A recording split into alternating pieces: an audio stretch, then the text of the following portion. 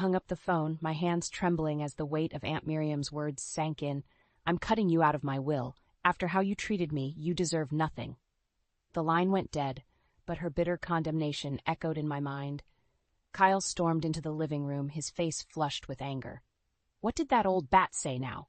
I swallowed hard, bracing myself for his outburst.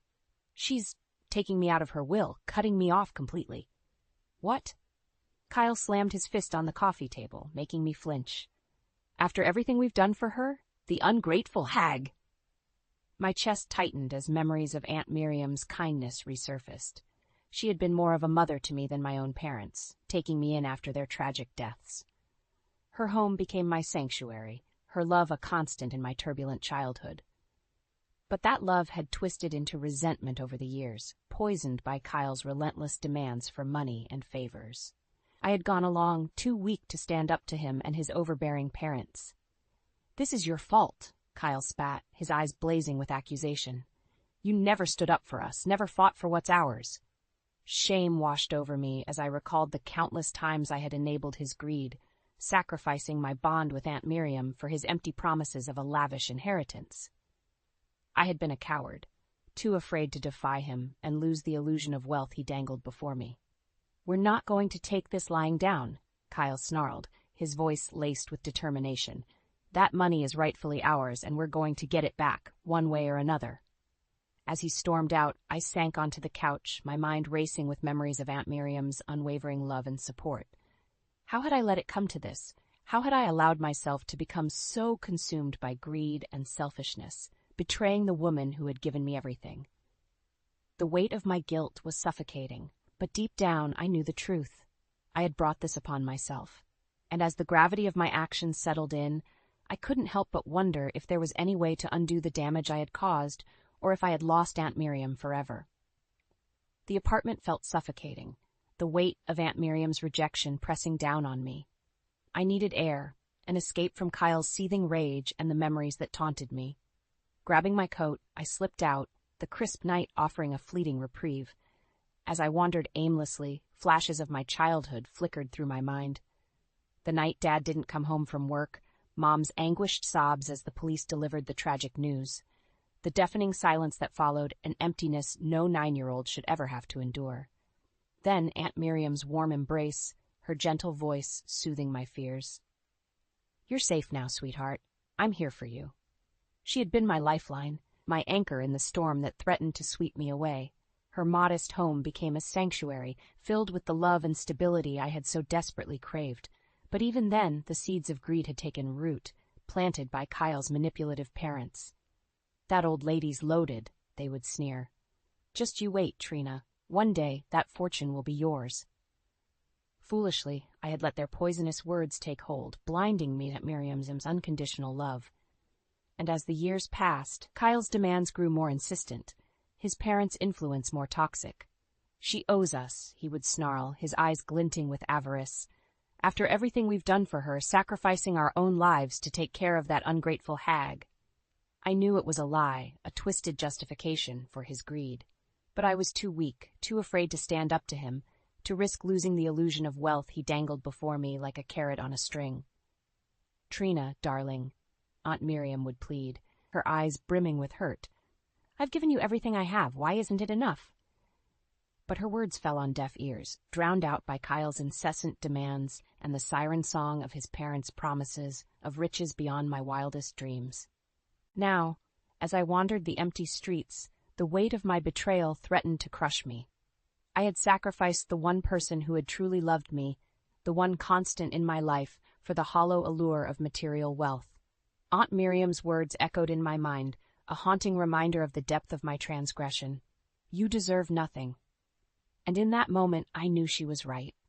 I had brought this upon myself, and the only one to blame was the person staring back at me in the cold, unforgiving reflection of the storefront window.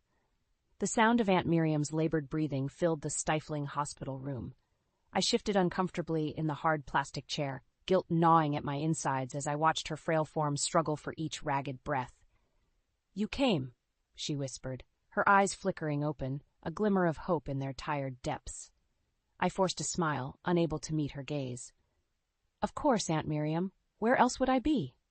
Her bony hand trembled as she reached for mine, and I flinched, the weight of my deceit threatening to crush me. "I'm so sorry, dear," she rasped, her voice barely audible. "I never meant for things to end up like this." My throat constricted, the words I longed to say, the apology I owed her, stuck like shards of glass. But Kyle's voice echoed in my mind, a constant reminder of the price of defiance. "Don't be ridiculous," I managed, forcing a hollow laugh. "You've done more than enough for me already." Aunt Miriam's face fell, her eyes glistening with unshed tears. "But I wanted to give you everything, Trina, to make up for all the heartache you've endured." The guilt was suffocating, a vice around my chest that squeezed tighter with each shallow breath she took. I should have been the one comforting her, reassuring her that her love and support had been enough, more than enough. But the words never came. Instead, I sat in silence, a coward too afraid to break free from the chains of greed that bound me. Later that night, as Aunt Miriam slept fitfully, Kyle stormed into the room, his face contorted with rage. "Well?" he hissed, his eyes darting to the fragile figure in the hospital bed. "Did you get through to her? Make her see reason?" I shook my head, unable to meet his accusatory glare. "Useless," he spat, slamming his fist against the wall. "We're running out of time, Trina. That money is ours, and I'm not going to let some senile old bat stand in our way." His words cut deep, but I knew there was truth in them. We had sacrificed too much, endured too many years of her empty promises and hollow gratitude. It was time to take matters into our own hands. As Kyle ranted, his voice rising with each venomous syllable, I caught a flicker of movement from the corner of my eye. Aunt Miriam's lids fluttered open, her gaze locking onto mine, a lifetime of hurt and betrayal reflected in those weary eyes. In that moment, I knew there was no going back. The fragile bond between us, once so strong and unbreakable, had been severed. And as the harsh reality of my actions washed over me, I couldn't help but wonder if I had lost her forever. The shrill ring of the phone sliced through the tense silence, shattering the fragile calm that had settled over our apartment.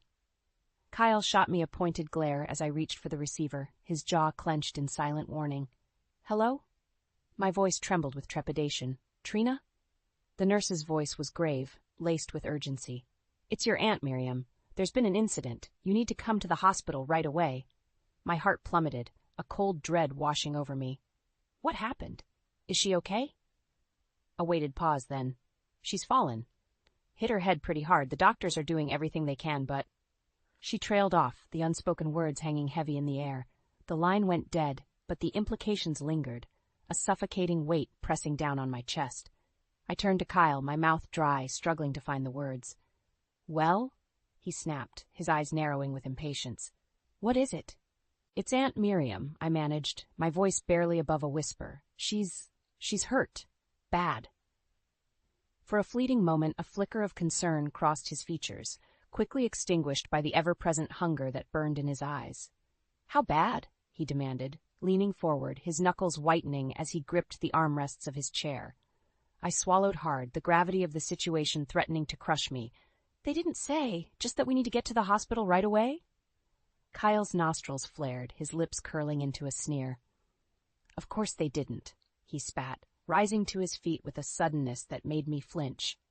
"They're probably just trying to milk us for more money, the vultures." His words hung in the air, a bitter accusation that stung like a slap to the face. I opened my mouth to protest, but the words died on my tongue, withering under the weight of his scathing glare. "Well?" he barked, grabbing his coat from the rack with a forceful tug. "Are you coming or not? We can't let this opportunity slip through our fingers." Opportunity. The word left a sour taste in my mouth, a stark reminder of the depths to which we had sunk. Aunt Miriam was lying in a hospital bed, her life hanging in the balance, and all Kyle could think about was the inheritance that dangled before us like a tantalizing prize. But what choice did I have? I had made my bed long ago, sacrificing my principles and self-respect for the hollow promise of wealth and security. And now, as the consequences of my actions loomed ever closer, I found myself trapped, a prisoner of my own greed and cowardice. With leaden steps, I followed Kyle out the door, the weight of my guilt growing heavier with each stride. As we made our way to the hospital, the silence between us was deafening, punctuated only by the occasional muttered curse or impatient sigh. And through it all, a single thought echoed in my mind, a haunting refrain that chilled me to the core. What had I done? The antiseptic stench of the hospital corridor assaulted my senses as we made our way down the sterile hallway, each step echoing like a death knell. Kyle strode ahead, his gait determined, his eyes fixed on the prize that lay beyond the closed door at the end of the corridor.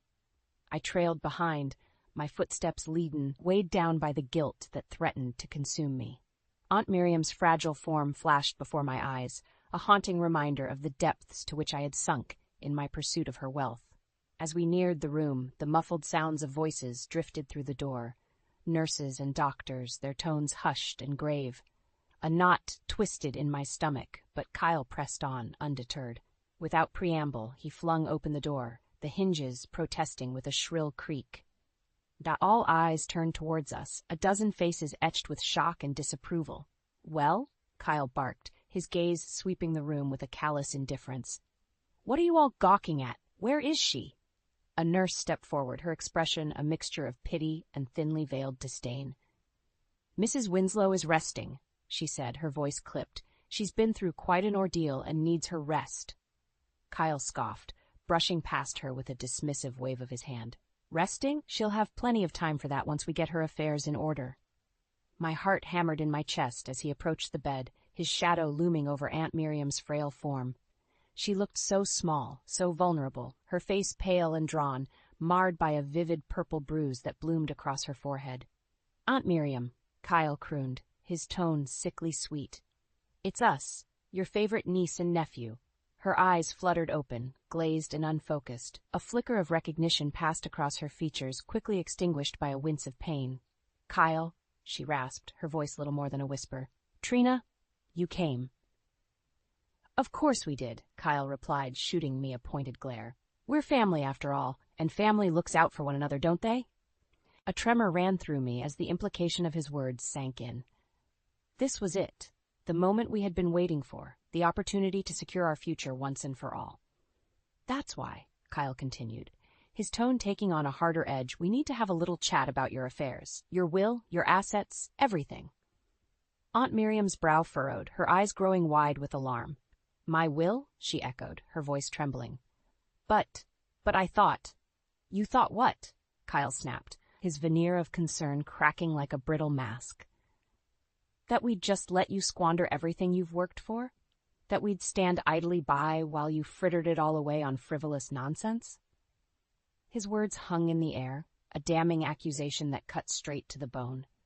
I wanted to protest, to defend Aunt Miriam's honor, but the words stuck in my throat, choked by the weight of my own complicity.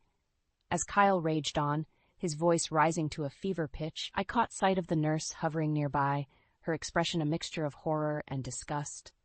In that moment, I knew we had crossed a line, one from which there was no turning back. And as the harsh reality of our actions washed over me, I couldn't help but wonder if we had finally gone too far, if the price of our greed was too steep, even for us. The crisp autumn air did little to soothe the burning ache in my chest as I made my way up the familiar path to Aunt Miriam's home. Each step felt heavier than the last, weighed down by the burden of shame and regret that had become my constant companion. As the stately manor came into view, memories assailed me, happy times spent in its warmth and comfort before greed had poisoned everything. I could almost hear the echoes of Aunt Miriam's laughter, the gentle melodies she would hum as she tended to her beloved garden. But those days were gone, lost to the relentless march of time and our own selfish desires. The door swung open before I could raise my hand to knock, and there she stood, Aunt Miriam, her once vibrant eyes now dulled by a mix of sorrow and resignation. "Trina," she said, her voice little more than a hoarse whisper, "I've been expecting you." I opened my mouth, but no words came. What could I possibly say to undo the hurt, the betrayal we had inflicted upon her? "Come in," she sighed, turning and disappearing into the dimly lit interior. I followed, each step feeling like a descent into the depths of my own personal hell. The once inviting foyer was now a mausoleum, the air thick with the weight of shattered dreams and broken promises. Aunt Miriam sank into her favorite armchair, her movements slow and labored, a stark contrast to the vibrant woman I remembered. She gestured for me to sit, her gaze unwavering, piercing straight through to my soul. "I know why you're here," she said, her voice barely audible above the ticking of the grandfather clock. "You want to know about the will." My heart hammered in my chest, the familiar ache of greed and longing stirring within me. This was it, the moment we had been waiting for, the opportunity to secure our future once and for all. But as I opened my mouth to speak, Aunt Miriam raised a trembling hand, silencing me before the words could leave my lips. "Don't bother," she said, her eyes hardening with a resolve I had never seen before. "I've made my decision, and nothing you or that wretched husband of yours can say will change it." A chill ran down my spine, her words cutting deeper than any knife. This was no idle threat. I could see it in the set of her jaw, the steely determination that burned in her gaze. "You're cutting us out?" I managed, my voice little more than a strangled whisper. Aunt Miriam's lips curved into a humorless smile, a bitter twist of the knife. "Cutting you out?" she echoed, her tone laced with a mix of pity and contempt. "My dear, you cut yourselves out long ago, the moment you decided that money and possessions were more important than family, than love." Her words hit me like a physical blow, knocking the wind from my lungs and leaving me gasping for air. I wanted to protest, to defend our actions, but deep down, I knew she was right.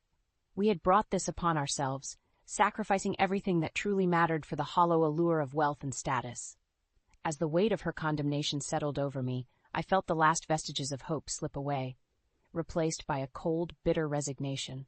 We had played the game, and we had lost. Spectacularly, irrevocably. And as I looked into Aunt Miriam's eyes, I saw not anger or hatred, but a profound sadness, a mourning for the family we had once been, and the love we had so carelessly squandered. In that moment, I knew there was no going back, no undoing the damage we had wrought. The only path left was forward, into the desolate wasteland of our own making. The deafening silence that hung over our apartment was suffocating, broken only by the occasional muffled sob or the clink of a glass against the coffee table. Kyle sat hunched in his chair, his eyes glazed and unfocused, a half-empty tumbler of amber liquid clutched in his trembling hand. "This can't be happening," he muttered, his words slurred and thick. "Not after everything we've sacrificed." I said nothing, my own grief and shame rendering me mute. Aunt Miriam's words echoed in my mind, a damning refrain that played on an endless loop. "You cut yourselves out long ago." How had it come to this? How had our relentless pursuit of wealth and status twisted us into the very monsters we had sworn never to become? A bitter chuckle escaped Kyle's lips, jarring me from my reverie. "Well," he sneered, fixing me with a glare that cut straight to the bone. "Aren't you going to say something? Or are you just going to sit there like a pathetic lump, as useless as ever?" I flinched, his words like a physical blow. A part of me wanted to lash out, to defend myself against his vitriol, but what was the point? He was right. I was useless, a coward too afraid to stand up to him and his insatiable greed. "We're not going to let this stand, you know," he growled, slamming his glass down with such force that I half expected it to shatter. "That money is ours. Damn it. We've earned it, sacrificed everything for it." A bitter laugh escaped my lips before I could stop it. "Earned it?" I echoed, my voice dripping with contempt.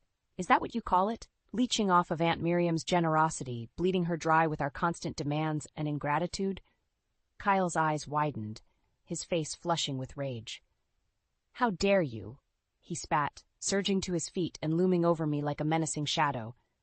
"After everything I've done for you, for this family?" I met his gaze, unflinching. "You mean everything you've done to tear this family apart?" I shot back, my own anger rising to the surface like a tidal wave. "Face it, Kyle, we brought this on ourselves. We let greed and selfishness consume us, and now we're paying the price." His hand lashed out, the back of his palm connecting with my cheek with a sickening crack. I recoiled, stars exploding across my vision as the metallic tang of blood filled my mouth. "You ungrateful bitch," he snarled, towering over me like a wrathful giant. "After everything I've given you, this is how you repay me." I said nothing, cradling my throbbing cheek as the weight of his words washed over me. He was right. He had given me everything, or at least the illusion of it.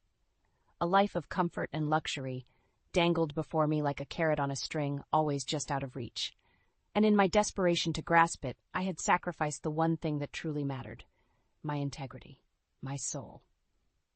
As Kyle raged on, his voice rising to a fever pitch, I felt something within me shift, a profound weariness settling over me like a shroud.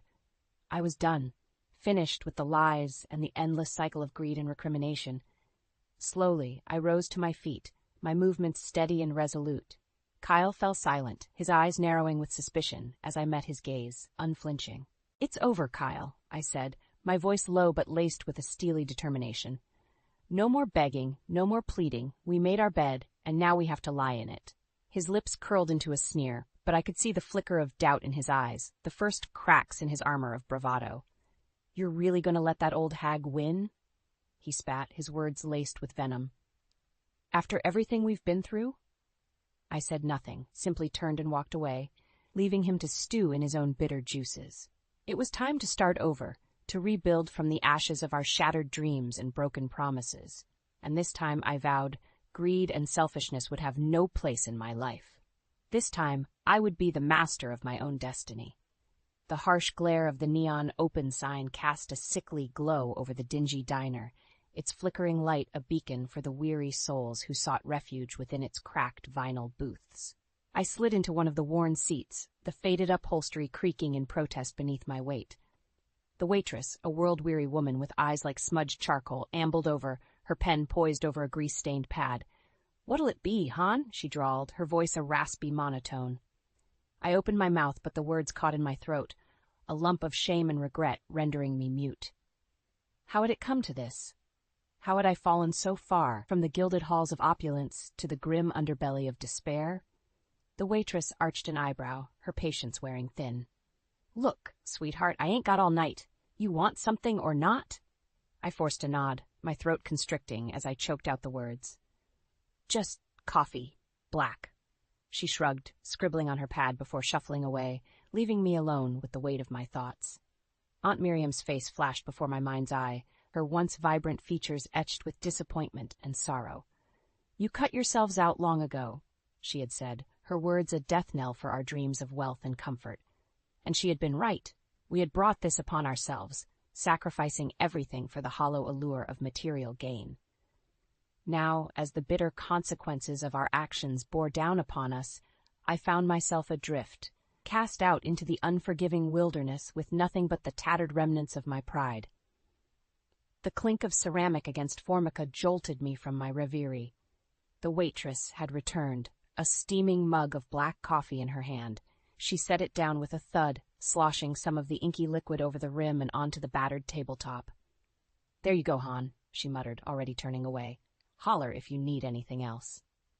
I nodded numbly, my fingers curling around the warm mug as if seeking solace in its simple familiarity.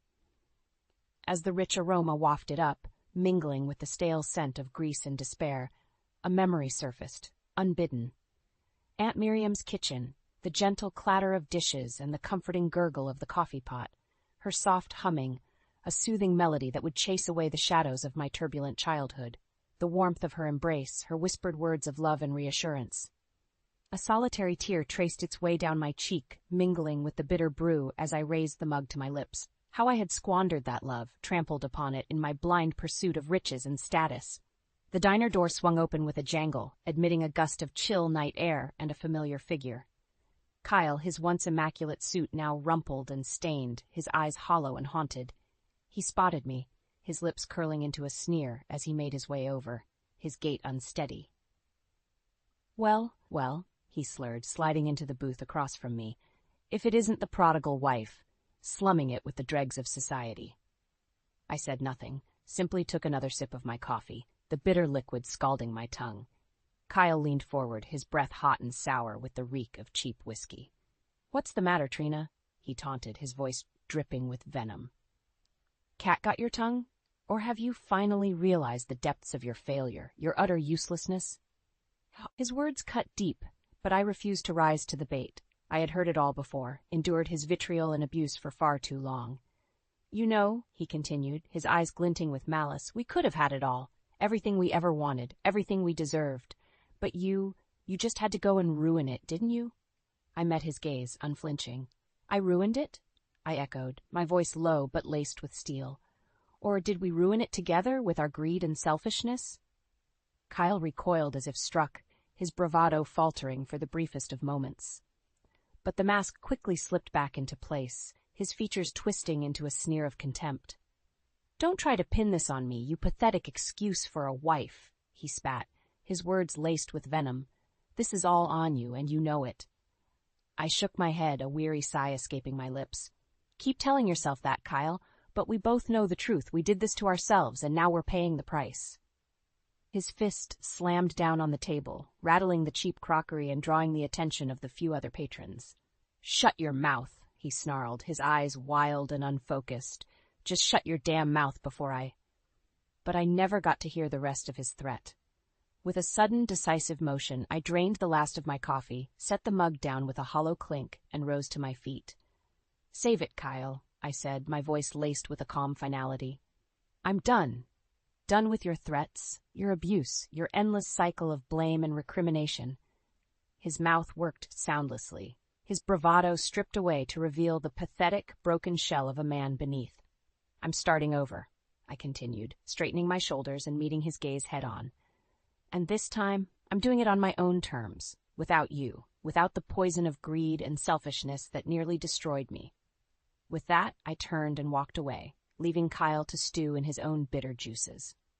The road ahead would be long and arduous, but for the first time in longer than I could remember, I felt a glimmer of hope, a chance to atone for my mistakes, to rebuild from the ashes of my shattered dreams. And this time, I vowed, I would do it right.